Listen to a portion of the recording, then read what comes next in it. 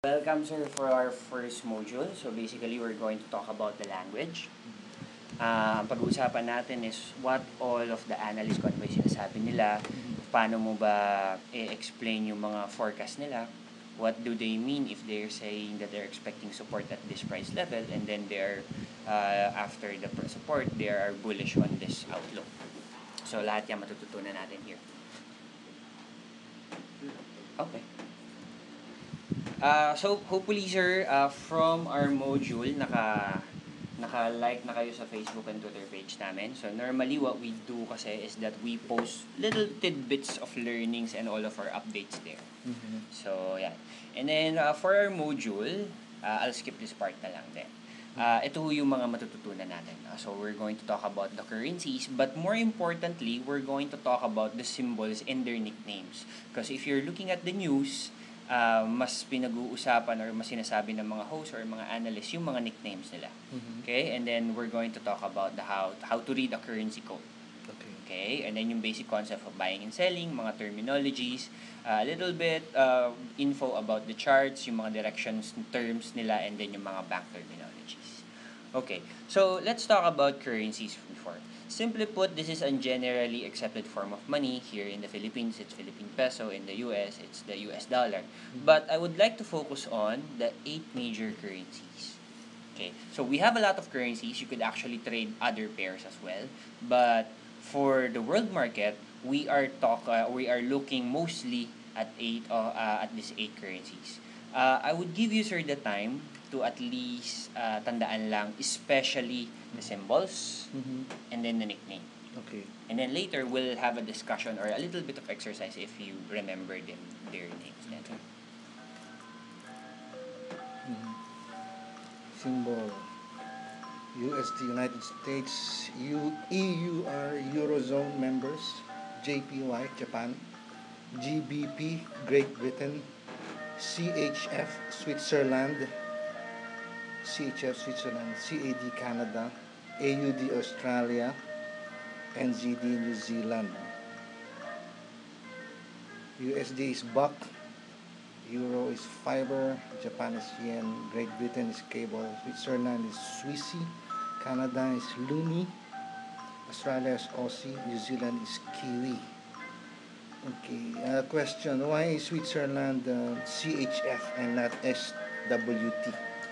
Before kasi, sir, bago mapalitan yung name nila to Switzerland, I don't know exactly yung exact name of the country, but yun yung initial abbreviation ng former country nila. I see. Okay. And then, oo nga, Okay. Switzerland, no? Yes.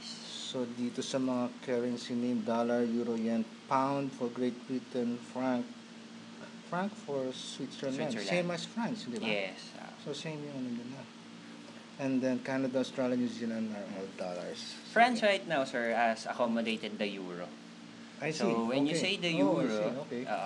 parang united currencies na sila. Spain would also be part of the Eurozone member. You have Germany, you have France, Greece is part of it as well, and so on and so forth. Why is Switzerland not part of the euro?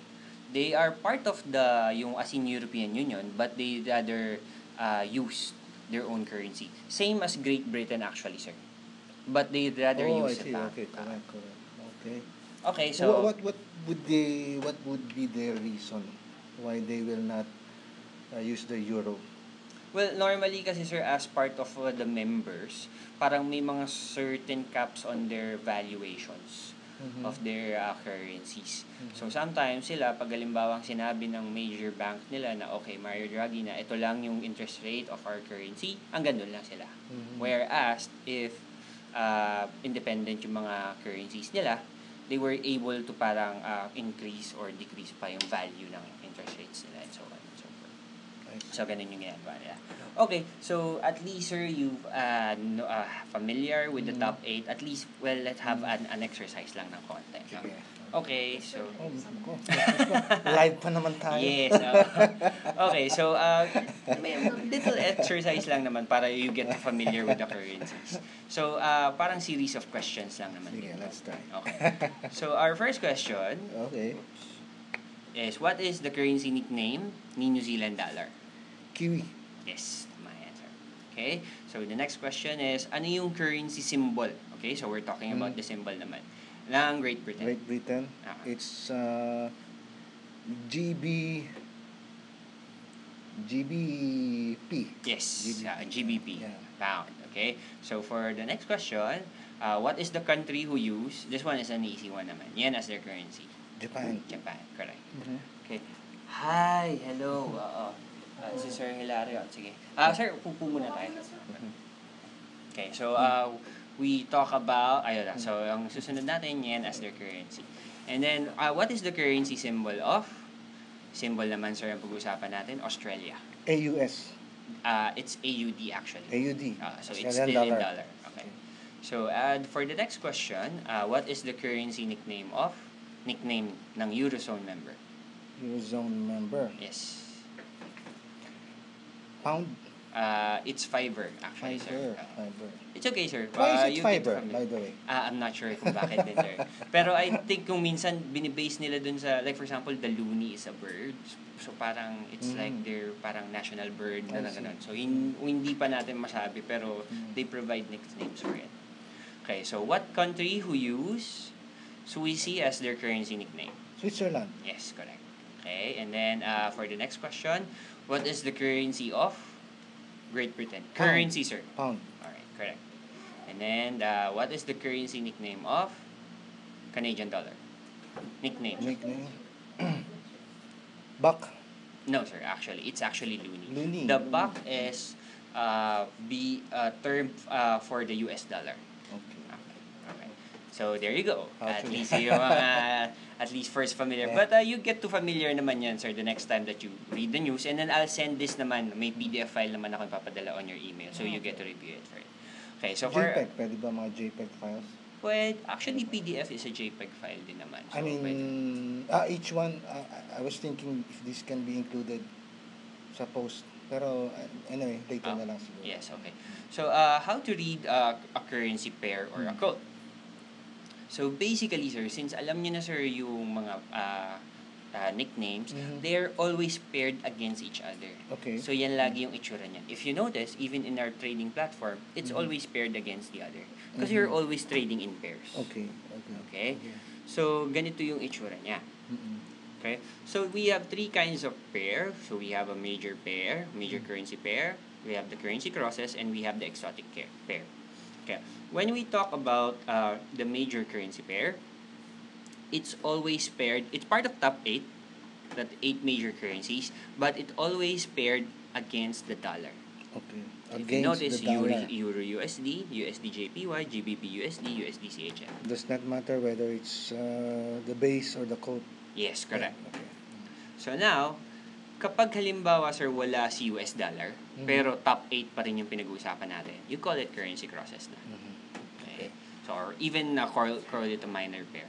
Okay. So now, assuming, sir, hindi part ng top 8, pero even if it's still paired against the dollar, pero hindi siya part of top 8, you call that exotic pair. I see. So, USD Hong Kong dollar, USD Singaporean dollar, USD Thai baht. Exotic. Okay? Which will include the peso if ever. Actually, yes, correct. Okay. So the last element that we haven't talked about is the exchange rate. Okay, so exchange rate is the basis of the currency pair. It's actually a ratio. Pag nakakarinig ka ng ano bang palitan ng piso ngayon, tapos 46 between the US dollar, it's actually a ratio. Let's say, for example, 1 US dollar is equals to 46 plus Philippine peso. So now, since we're looking at that, pag halimbawa nakakita kayo, ganito actually kung paano basahin ang currency pair. Okay. But the elements that you will have would be the currency pair, and then the right side would always be the exchange rate. Okay. Now, we're going to divide this into two pa, because the left side was always called the base currency, as you know it, which is always equals to 1. 1, okay. And then the right side will always be the code currency, which is always equal to the exchange rate. Okay. So, pag nakakarinig kayo, sir, na 1 euro is equals to, well, now, naintindihan nyo na siya, 1 euro is equals to 1.2 550 US dollar based dun sa nakita natin. Or 10 euro is equals to 12.550 US dollar. Or 100 euro is equals to 125.50 US dollar. So now, pag nakakita ho kayo, sir, ng ganitong currency code. Ano pong ibig sabihin niyan, sir? 1 pound is equal to $1.5125. Yes, correct. Okay, so 1 British pound is equals to $1.5125 or 10 British pound is equals to $15.1250. Since we understand now, sir, yung concept ng currency code, let's apply it yung ditong on this area lang. So pag pupunta ko kayo, sir, sa mga exchange rate, normally dalawang exchange rate lang ang nakikita nyo. You have the US dollar and the Japanese yen, pero it's paired with the Philippine peso. Now, the challenge that or the questions that would like to ask is, paano ngayon nyo, sir, isusulat yung currency pair? Okay? So, let's say for example, the first exercise is, paano nyo po isusulat yung between the Philippine peso and the US dollar? Between the Philippine peso and the US dollar. Yes.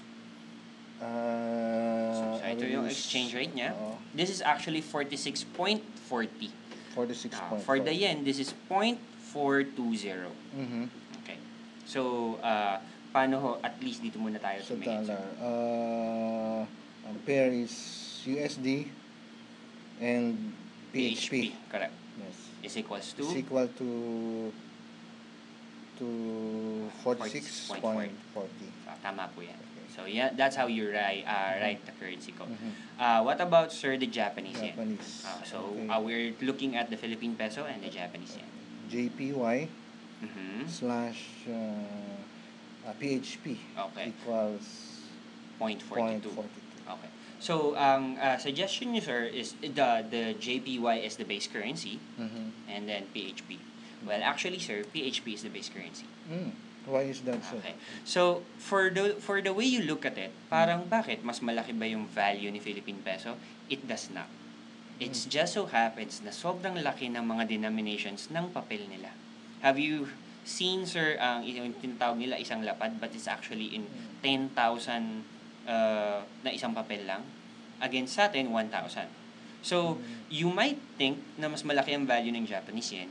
Hindi talaga. It's just so happen na sobrang laki lang ng valuation ng money nila. So, it's still you paired like that. Because in a normal circumstance, like for example, 320,000 Japanese yen ang sinisweldo ng isang ordinary worker sa Japan. If you convert it, kunyari 0.42 or roughly around mga nasa 100,000 or lesser than 100,000.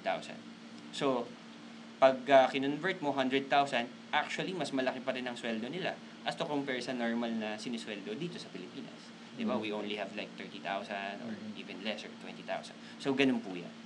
Okay, so even though we think that the value of Philippine peso is bigger, their valuation or the money valuation is yung denomination nila, mas malaki talaga. Okay. So now, at least alam niyo na, sir, how to read a currency code or a currency pair. Pag-uusapan natin yung basic concepts na of buying and selling. Okay?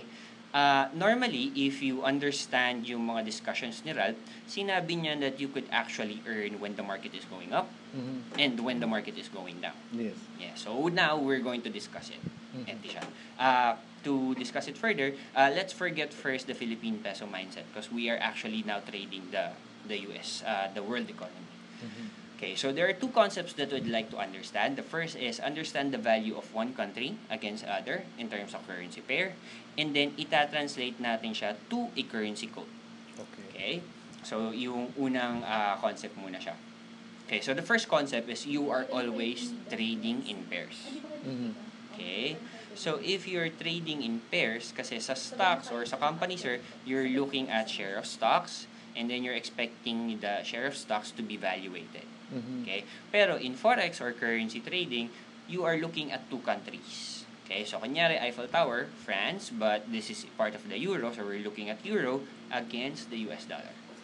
Okay? So, ito yung concept natin, sir. Every pair has an inverse relationship. Anong ibig sabihin nun? If we see in the news that, kunyari, the euro is devaluating, the US dollar is appreciating. Okay, so Inverse all the time. yes. So if you're always looking, or if you're trading in pairs, if euro is devaluating, it actually looks like the US dollar is appreciating kahit di siya gumagalaw. So kaya inverse ang dating niya. So let's practice further. So kunyari we're talking about the London Eye, so we're talking about UK, we're talking about GBP, and then we're talking about Statue of Liberty, which is in the US. Ano pong currency pair ang pinag-uusapan natin? British pound and the dollar. Yes, correct. US So dollar. GBP, USD. If GBP is appreciating, US dollar is depreciating in terms of this pair. Okay? So, like for example, we're talking about Sydney naman, so we're talking about Australian dollar, and we're talking about Mount Fuji or the Japanese yen. So, the currency pair na nakasulat is AUD, JPY. And kunyari magde-depreciate si AUD, Japanese yen would appreciate. Okay? So, paano naman pag halimbawa pinanood yung news, British pound lang? Okay? Same situation applies. British pound is appreciating. US dollar is depreciating. Kahit na kunyari tingnan nyo yung US dollar, pero sa tingin nyo, according sa news, steady lang sila ngayon. Okay? And then British pound would appreciate. And then we apply that concept pa rin. Now, for the Australian dollar, kunyari, yan lang ang napanood nyo, same concept applies. Mag-depreciate si Australian dollar, and then mag-appreciate si Japanese yen. Okay? So now, since we talk about the first concept, ita-translate na po natin siya sa currency code or sa currency pair. Initially, on our discussions, we talk about the left side as a base currency, and then the right side as the code currency. Okay, so the second concepts that we'd like to talk about is yung base currency is always the basis of the up and down value of one country's economy against the other. The base currency is always the basis of up and down value of one country's economy against the other. Yes. Okay. So let's practice further. So ito yung ginawa natin kanina. Kunyari nanood tayo ng news, British pound is appreciating, so technically US dollar would depreciate. Okay? So, if ganito yung concept na yan, and then we're talking about the base currency, what's gonna happen, sir, with the base currency? With the base currency? Yes. It's appreciating? Yes. Sa tama ho yan, ha? Okay, so if British pound is depreciating, automatically tataas si US dollar. What's gonna happen, sir, kay base currency again? It's depreciating. Yes. Okay? So, since alam niyo yung idea na yan, what's gonna happen pag ito lang po yung nangyari? Nanood kayo ng news, at ang nabalitaan nyo, US dollar lang, and then, mag-depreciate siya. So, what's gonna happen with the base currency? Since it's inverse, it will appreciate. Yes. Okay, so this is one of the most confusing concept. I have a client before na excited siya mag-trade. And then, he watched the news, saying that US dollar is appreciating or magaganda yung ekonomiya ni US dollar in the coming months. So what he did, ito yung trading platform niya, naka-buy position siya sa lahat. So what is the implication? US dollar is appreciating, euro should be depreciating. Yes, so dapat naka-sell position ka sa pair na to. Sell position. Yes, kasi si US dollar is on the right side. Where is it? Here, ito pa. Euro USD. Okay. Okay? So, if you notice, ang nitignan niya, US dollar is appreciating. Pero for this pair, since inverse relationship siya, dapat naka-sell position siya rito. Sa pair nito. Okay? Same goes with the GBP and USD. So, same concept applies. US dollar is appreciating, pero dapat naka-sell position siya rito. Pero what happens to the USD JPY? Base currency na, sir, si US dollar. Okay, so US dollar, according sa news na nabalitaan niya, is appreciating. So, dapat naka-buy position ka dyan. So, ito yung mga main misconceptions pag halimbawang tumitingin ka sa forex market. Okay? Aside from learning the news, you have to know what's the relationship between the pair. Okay. So, going back, so tama. British pound would appreciate kasi siya yung base currency. Okay? So, it's also the other way around. So, ito, napanood natin sa news, natataas US dollar, but we're going to talk about this pair. So, what's gonna happen, sir, with the base currency? It will depreciate. Correct. Okay. So, now, at least alam nyo na yung basic concept niyan. Ang kinalimutan lang natin ulit would be the exchange rate. Pero this time, we'll use it as a profit confirmation. Kasi we're buying and selling over a period of time. So, explaining it further, kunyari, we're still looking at GBP USD. We're talking about ng Monday, ito yung exchange rate niya. Now, you made your analysis. Kunyari, bababa si British pound. ito yung Monday, Mhm. and then by dating ng Friday, bumaba nga siya. Mhm. Okay? So, what's gonna happen? So, ito yung concept of selling. Mhm. Okay? So, actually, you don't want to have a British pound. Why? Because based on your analysis, bababa yung value niya. So, Mhm. what you do is you trade it to US dollar on this exchange rate. Mhm. So, pag trade mo siya, ito yung value niya. Pag halimbawang pinapalit mo na siya. Mhm. Now, by Monday, tama yung ginawa natin. Tama yung analysis, Mhm. bumaba si exchange rate. Mhm. Now, if you're going to buy back the British pound, mabibili mo na si British pound sa mas murang halaga kasi bumaba si exchange rate Right? So, technically, you have an earning. So, this is the basic concept of selling. Mhm. So, kunyari, binenta mo siya doon sa isang currency na hindi bababa, ito kasi ang bababa, and then over time, bumili ka pabalik kasi mas mura na yung halaga niya. Mhm. Okay? Okay ba, sir?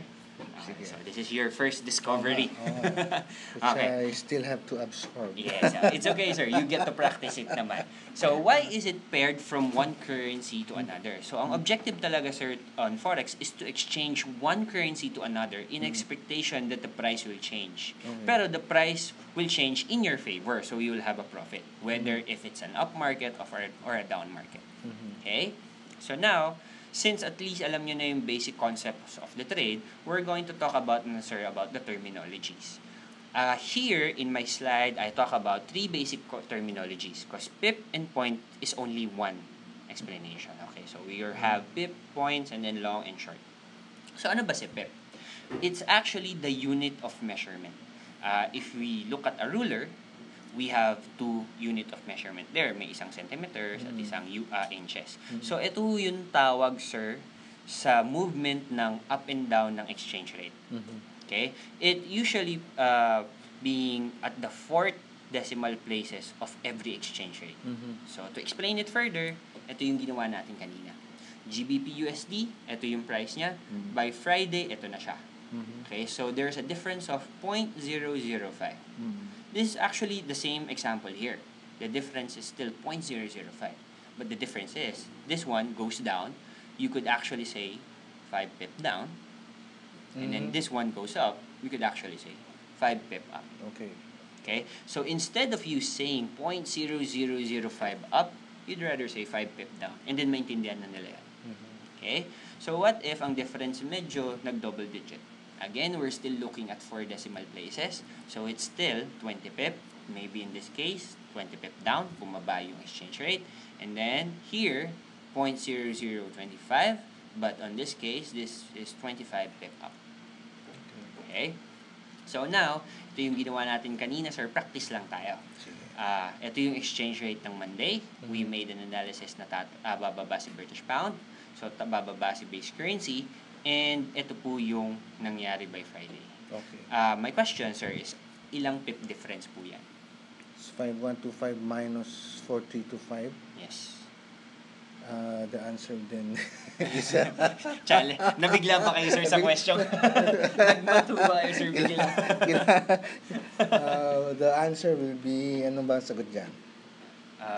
Mga... Whatever it is, siguro estimate mga hirap magmata. 5, 1, 7, tama ba? 8. Yes. 800 pips? Yes, 800 correct. pips, Okay. So, this is an 800 pip na. Yeah. Well, practice lang mo yun, sir. Normally, sir, hindi naman, the market doesn't move 800 pip in a day. In a normal situation, it just moves 100 pip. But this is actually a practice in which na malalaman mo na plus and minus lang naman yung pinag-uusapan for that. Okay. Okay. So, now, we're talking about point. Si FBS kasi, sir, just to make a more accurate exchange rate, we push it to 5th decimal place. So, if it's in 5th decimal place, well, let's term it as point na lang. Okay? So, here, ito po. So, naka 5th decimal places. The difference is 50. And then here is also 5th decimal place, and then the difference is 50. This is actually 50 points down, 50 points up. Or 5 pips down, Okay. and and then 5 Okay. pips up. Okay. Ganun pa rin po siya. Okay? So now, here, 200, kasi 5 digits na siya. Mhm. It's 200 points down, Mhm. 250 points up. Okay. Or 20 pips down, or 25 pips up. Up. Okay.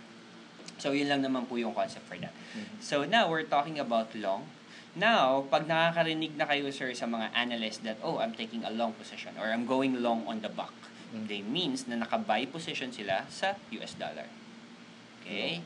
So, or even cases na, basta buying means long. Okay. But, remember, sir, kanina, explain ko that it's an inverse relationship. Mhm. If you are understand that, according to the analyst would say, okay, I'm going long on the buck. Okay, naka-buy position siya sa US dollar. But if inverse relationship yan and then you're trading with euro and US dollar, it means that naka-sell position ka. Okay? So now, ito yung concept naman ng buy. Yung pinag-usapan natin kanina, sir, would be selling position. Meaning, yung British pound, binenta mo siya muna sa US dollar kasi bababa yung value ni British pound, and then bumili ka ulit pabalik ng British pound sa mas murang halaga. So that's yung concept ng selling. This time we're going to talk about concept of buying. Okay? So ito yung exchange rate by Monday. And then we made an analysis na tataas nga po si euro, which means na yung base currency natin would go up. And then, kunyari, tama yung analysis natin by Friday, tumaas nga po siya, and then we talk about a difference of 800 pip up. So now, you have a US dollar. Okay? You would like to buy the euro because you have an expectation or you made an analysis that tataas po siya. So, here, if you have a US dollars, bibili mo siya sa ganitong exchange rate. Okay? So, that would go for 72.4638 euro. To buy. Yes, okay. Now, pagdating ho ng Friday, tumaas na po yung exchange rate. Right?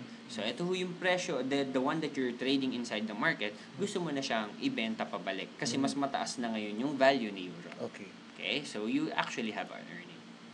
So, baliktad yung nangyari kay buy. Okay. Kanina, binenta mo muna yung base currency, tas bibilin mo siya ulit pabalik sa mas murang halaga. Pero ngayon, si long, ang gagawin mo is bumili ka muna ngayon ng base currency in an expectations na pag tumaas yung market, mabebenta mo na siya sa mas mataas na halaga. Okay. So now, short position or going short, short means sell. So pag nakarinig ho kayo ng analyst na I'm taking a short position on euro, so nakabenta sila sa euro. Okay? Well, itong slide na to is the same as kanina. So I'll just browse further na lang. Okay? So British pound, bibenta mo siya ulit on this exchange rate. And then by Friday, bumaba yung exchange rate, bibilin mo na si British pound sa mas mulang halaga. Okay. So now, at least alam niyo na, sir, yung concepts of pip, and then long, and then short. We're going to talk about the chart information na. Okay. Okay? We'll skip the exercises na para at least So normally I do exercises kasi, sir, if medyo marami yung crowd para at least napapractice nila yung words. Okay, so we talk about the charts na. It actually serves as a guide to understand the patterns of the trade. Okay? So we have 3 types of chart. We have the line chart, bar chart, or the candlesticks chart. But we're going to focus first on the candlesticks chart. Pero papakita ko lang, sir, yung picture ng line chart and bar chart sa iyo. Okay, so ito po yung itsura ng bar chart, ng line chart. This is the bar chart, and this is the candlesticks chart. Now, mentioned kanina, this serves as a patterns of trade. It also serves as the historical data kung saan po pumupunta yung prices before. Okay. Bakit? For example, this one, ang time frame nito is H4. So it means that one candlesticks represents 4 hours. Okay.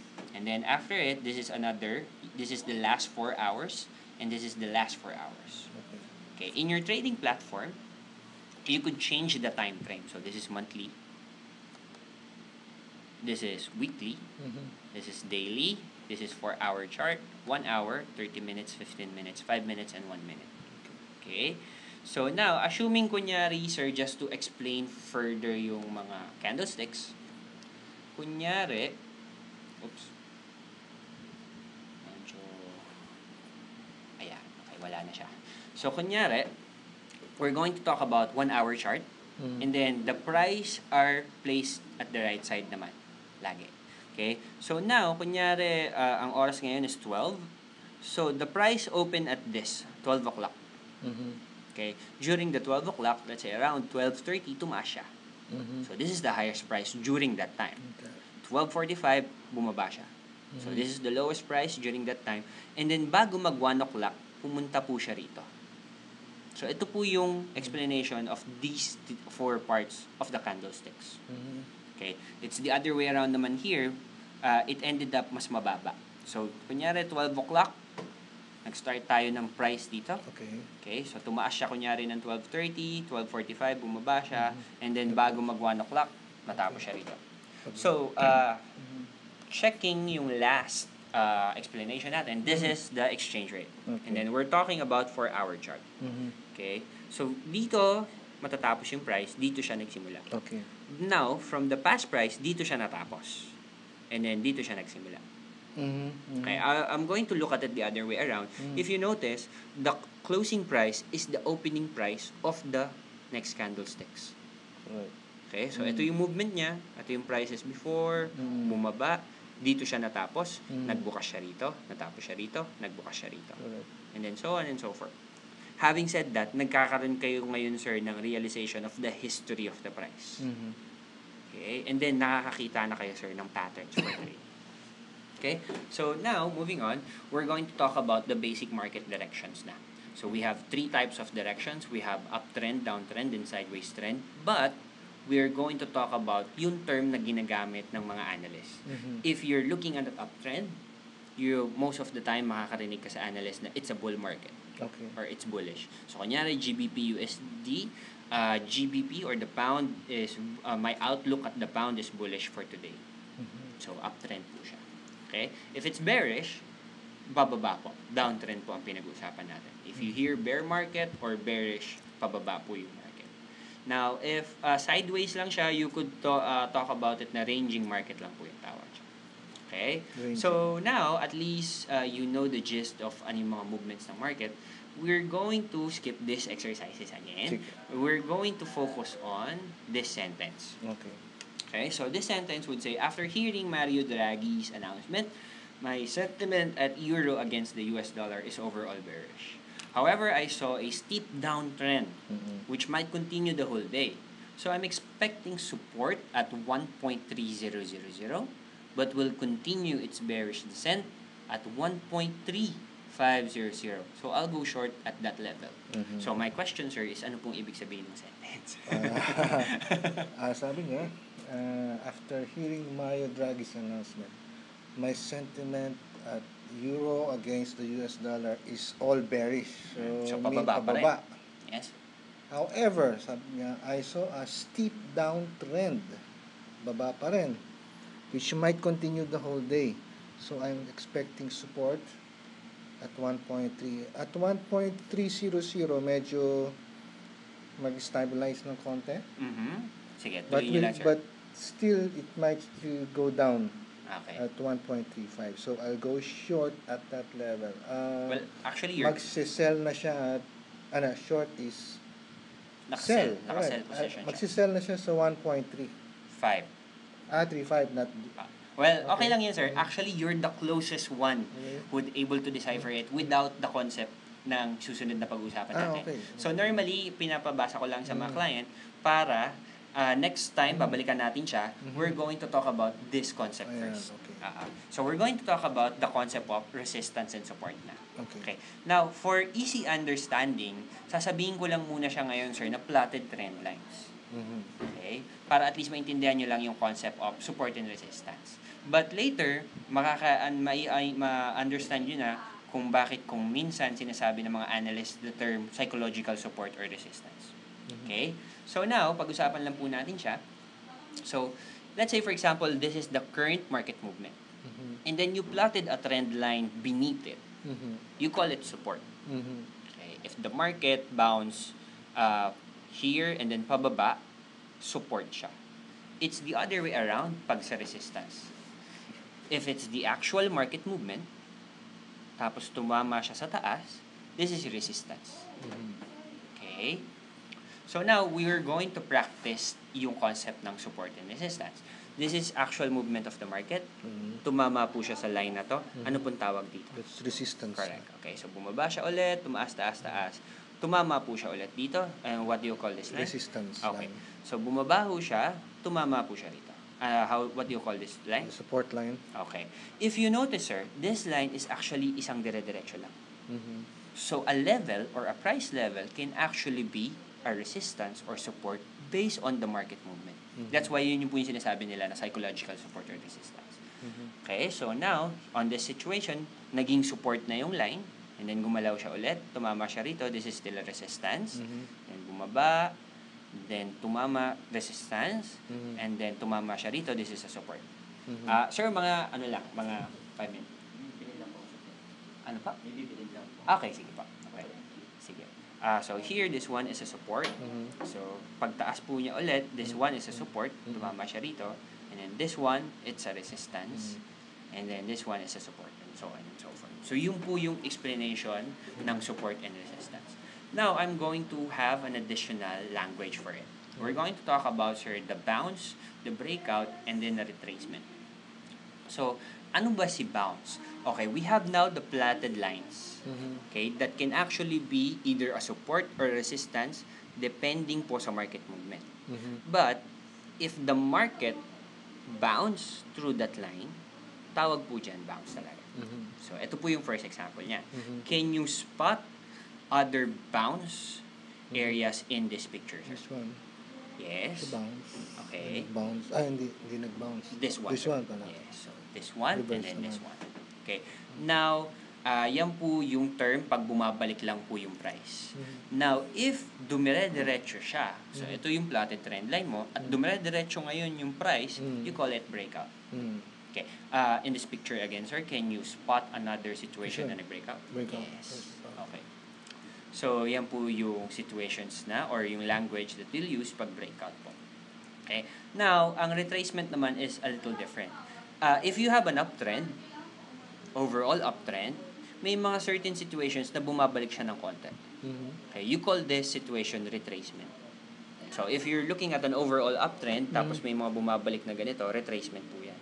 It can also be the other way around. So, kunyari, downtrend, tapos may mga nakikita kayong maliliit na pataas, retracement pa rin po yan. Anong kaibahan niya sa bounce? Sa retracement? Well, ano lang naman, yung how do you use it in a sentence. Wala naman siyang pinagkaibaan, depende lang on situation. So, kunyari, ito yung plotted trend line ko. This is actually a bounce, itong area to. Mhm. But yung mga situations na nagkakaroon ng overall trending, tapos medyo bumabalik siya ng ganon, retracement po yung tawag dyan, or corrections. Temporary setback. Yes, correct. Okay. Okay, so now we're going to train your eye, sir. Okay, so we're going to define all of the things that you've learned. I've created mga certain trend lines. Mhm. We're going to define kung ano yung nangyari. So this is actually the market movement. Tumama siya rito. What happens, sir? Is it a bounce or a breakout? It's a bounce. Correct, A okay? bounce. But this line, ano po to? Support or resistance? That's support. Yes, Support. okay? So from here, tumaas siya. This is a new trend line. Mhm. Bumounce siya dito. So this is bounce. Mhm. Pero ano pong tawag dito sa line na It's to? resistance. Correct. Resistance. Now, this is actually one straight line. Nakat lang natin. So what happens, sir, na current market movement, dumire-diretso siya pababa on this situation. Is it a bounce or a breakout? It's a breakout. Yes. Okay. So here, bumabaho siya, tapos bumalik, nagkaroon ho ng bounce Mhm. dito sa line na to, Mhm. and then bumaba, tumaas. This is one straight line, so there's a breakout. Okay. Now, this is also another line sa nagkaroon muna ng breakout here, Mhm. pero nag-bounce siya, Mhm. and then nag-breakout ulit. Mhm. Now, nagkaroon ng isang dire-diretsong trend. Mhm. Ano, sir, yung tawag mo rito, sir? Those retracements. Yes. Okay, so ayan yung mga retracement. Mhm. You could also say na bounce siya pag tumatama siya rito.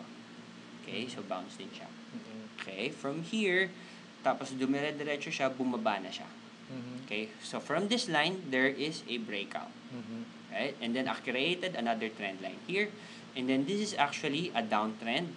Ano po nangyayari sa area to? Nag-retrace. Correct. Retrace. Okay. And then from there, this is one straight line, nagkaroon ulit ng breakout. Breakout. Okay. So now, since ngayon, sir, alam nyo na ho, sir, yung mga basic language that we understand, we're going to go back to this sentence. So, we're going to talk about na yung second sentence. However, I saw a steep downtrend, which might continue the whole day. So, I'm expecting support at 1.300, but will continue its bearish descent at 1.3500. So, I'll go short at that level. So, without a chart, i-imagine natin siya, sir.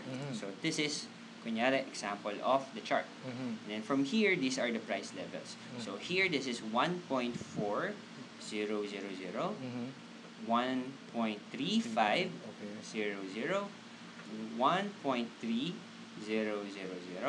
and then 1.2500. Overall outlook ni Mario Draghi, dahil sa sinabi ni Mario Draghi, bearish. But I'm expecting support at 1.3. So, dito sa level na to, I'm expecting support at 1.3000. What's gonna happen, sir? Nung time na sinabi niya na I'm expecting support. So, tumama rito, ano po mangyayari sa market? Mag-bounce. Yes. Bounce. So, nag-bounce muna siya. Pag-bounce niya, ang ine-expect niyang susunod na level is 1.3. Okay. Pero pag nag-bounce na siya dyan, ang sabi niya, dire-diretso na ulit yung pababa. So, dito ako sa position na to, magsisell. So, actually, sir, without looking at the trading platform or just analyzing the sentence or maybe hearing kung ano man yung sasabihin ng analyst, you understand how the chart would look like. So, dire-diretso siya, nag-bounce lang, pero pagdating sa level na to, bababa na siya. Okay. So, ngayon, sir, marunong na kayo. Okay. So, from here, actually, we've able to finish the hardest part na. Okay? So, we're going to talk about yung mga bank terminologies lang and then yung last trading language that we're going to discuss. So, this is the main banks that most of the time or all forex traders would look at. We talk about kung meron tayong Bangko Sentral ng Pilipinas dito sa Philippines, sa US, they call it the Federal Reserve. But the abbreviation would always be Fed. Okay? It always be represented by Miss Janet Yellen. Okay? For Eurozone, so it's the European Central Bank or the ECB. And then, ang most of the time, ang representative would be Mario Draghi. And then, Bank of Japan or BOJ would be represented by Haruhiko Kuroda. Okay? So, skip na natin yung tanong na to. So, yun yung major banks. But, may mga banks din kami tinitignan. Okay, so kunyari, Bank of England, which represents the UK or the British Pound, Bank of Canada, Reserve Bank of Australia, Reserve Banks of New Zealand, and then Swiss National Bank, and People's Bank of China. We consider now China kasi China is the second largest economy na, even though hindi siya major currency pa, we consider it kasi sometimes pag bumaba yung stock ni China, naapektuhan halos lahat. So, yung biglang bumababa yung value ni US dollar din kasi they are the major trade partners. We also look at Australian dollar kasi most of the export na ginagawa nila is in China. So, nung bumaba si China, bumaba rin yung economy ni Australian dollar. Okay? So, now, this is the last two language that we're going to talk about. We're talking about hawkish and dovish. So, basically, these are stances or viewpoint. Simple po, halimbawa, sir, sa zona ni Pinoy, sabi niya, okay, tumaas ang GBP natin. It's a hawkish stance. So, yun po yung ibig sabihin ng refers to the tone of the language yes, when describing an aggressive stance or viewpoint regarding a specific economic event or action. It's often used when describing the economy or interest rates of a country. Yes. Hawkish. It's the other way around for dovish. Dovish Okay, refers to the tone of language when describing a non-aggressive stance. So, whether bumaba ang economy natin, dovish po yan. So, ganun po yan. Kung yung hawkish comes from the word hawk, Yes. yung dovish from the medyo dove. mababa ang lipan. Okay. Okay. Ganun po yun. I'm not sure kung yun pa yung analogy nila, pero yan po yung language na ginagamit nila. Okay. So, Kalapati. so there, sir. Actually, we're finished. I'm just going to give you yung one example of a trading sentence again. Okay. And then, let me know kung ano po yung pagkakaintindi nyo dito. Okay. So Janet Yellen reported a lower unemployment rate. She also cites some hawkish stance on the dollar. Because of this, we're still bearish on the euro. But as to compare with the yen, we're going long on the buck. Ano pong ibig sabihin niya? Dahil sabi ni Janet Yellen, lower ang employment rate, so hawkish yung stance sa dollar. Ibig sabihin, positive siya sa... Yes. Because if sa you dollar. notice, pag sinabi nilang mas mababa ang unemployment rate, it's actually a good economic sign. Meaning, Okay. mas mababa yung walang trabaho. So, lahat mayroong trabaho. So, having said that, hawkish sila on the dollar. But, the second sentence... Because of this, we're still bearish on the euro. Yung euro, pababa. Yes. Buy euro. As to compare with the yen. We're going long on So, the buck. but Okay. so So, we're going long on the back. Yes. Long is buy. buying. Okay. So, Buy now... the dollar. Yes. Buy the dollar. Remember, we're still trading in pairs. If you're going to trade the euro,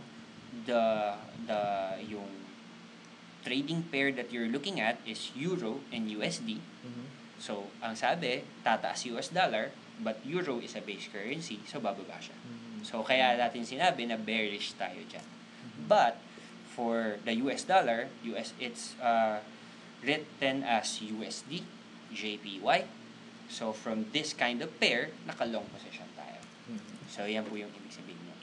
So, we're actually finished. Congratulations. Na-finish niyo po yung Module 1. Now that nakita nyo na siya, what we're going to do is we're going to open FX Bazooka. I will show you yung mga analyst natin. Like for example, yung AUD, Australian dollar, US dollar, and then naka-sell target siya. Okay, so AUD USD reaches a sell target of 0.7100. The next sell target is 0.6900. Okay? So AUD continues to fall after the pair yesterday broke below support to level 0.7100, which was set in our previous forecast as the expected target for the downward movement of this currency pair. The breakout of the support level accelerated an active intermediate impulse wave. So here, actually, sir, this is a technical analysis pa.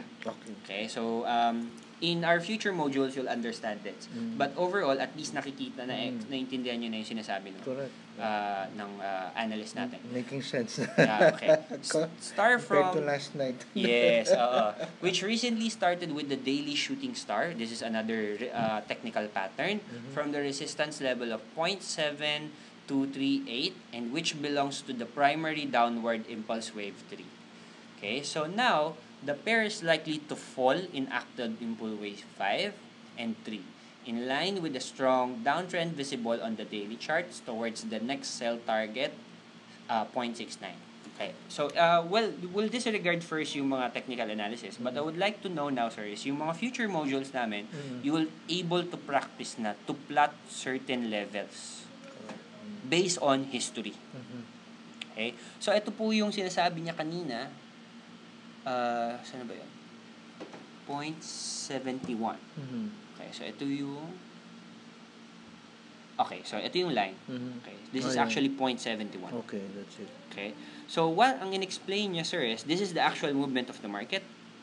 After niyan tumaas, and then sinubukan lang tong resistance level na to, bumaba na siya ulit. Ito yung 0.71, nag-broke siya.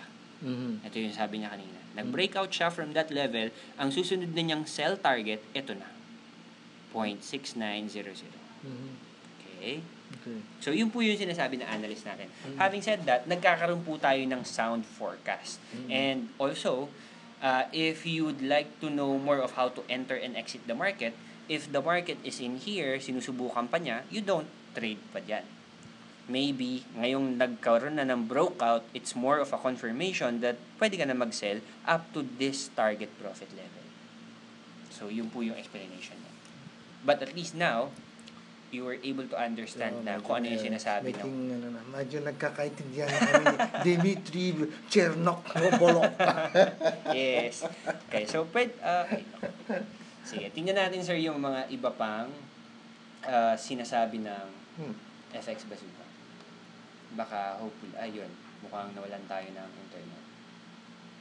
Ayan. Well, sige. Wala.